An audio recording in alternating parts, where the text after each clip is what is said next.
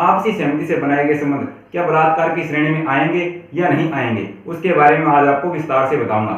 और साथ ही दोस्तों, इसमें आपको ये भी बताऊंगा कि धारा 376 क्या है और धारा 376 क्या है और इसमें किन सबसेक्शन की बात की गई है और इसमें कितनी सजा है। अगर किसी व्यक्ति पर यह लगती है, यानी कि जो आरोपी व्यक्ति होता है उसके ऊपर यह लगती है, तो उसमें कितनी सजा है और किन धाराओं का प्रावधान किया गया है जिसके अंतर्गत उस व्यक्ति को सजा दी जाएगी, इसके बारे में आपको विस्तार से बताऊंगा। तो इस वीडियो में लगातार बने रहिए, इस वीडियो की कोई भी क्लिप को मिस मत कीजिए। तो इस वीडियो को आप देखते रहिए। तो चलिए वीडियो को शुरू करते हैं।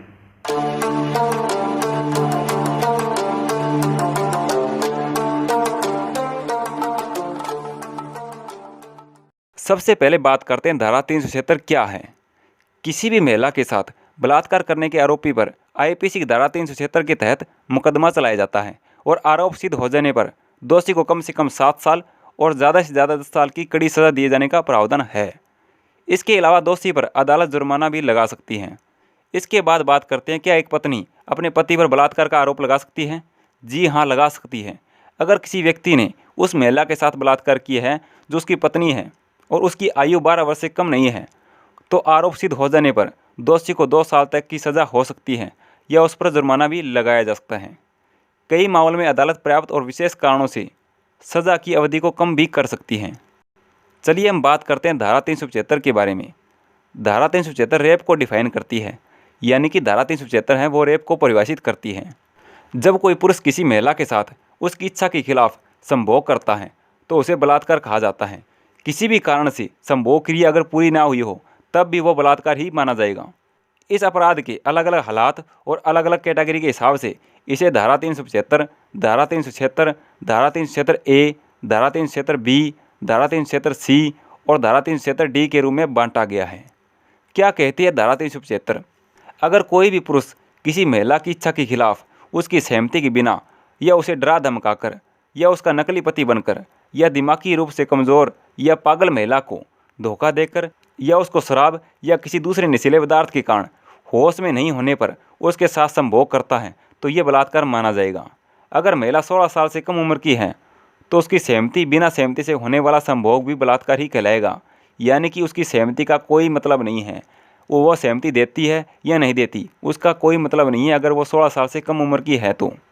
यही नहीं, अगर कोई पुरुष अपनी 15 साल से कम उम्र की पत्नी के साथ संभोग करता है वो भी बलात्कार माना जाएगा, क्योंकि वो 15 साल से कम उम्र की है, चाहे वो उसका पति ही क्यों न हो तो भी वो बलात्कार ही माना जाएगा। इसलिए इन सभी कंडीशन में आरोपी को सज़ा हो सकती है। सब सेक्शन 2 के अंतर्गत यह बताया गया है कि अगर कोई भी पुलिस अधिकारी या कोई लोक सेवक अपने पद और सरकारी शक्तियों और स्थिति का फ़ायदा उठाकर अपनी कस्टडी या अपनी जूनियर महिला अधिकारी या कर्मचारी के साथ संभोग करेगा तो वो भी बलात्कार ही माना जाएगा। ये कानून जेल, हॉस्पिटल्स, सरकारी दफ्तर, बाल और महिला सुधार गृहों पर भी लागू होता है।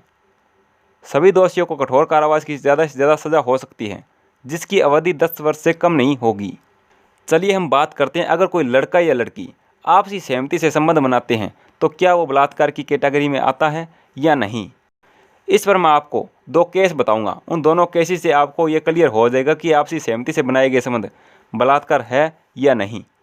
बॉम्बे हाई कोर्ट ने अपने एक आदेश में कहा कि अगर कोई पढ़ी लिखी लड़की और 18 साल की उम्र से बड़ी लड़की रिलेशनशिप में आपसी सहमति से संबंध बनाती हैं तो रिश्ते खराब होने के कारण वो रेप का आरोप नहीं लगा सकती।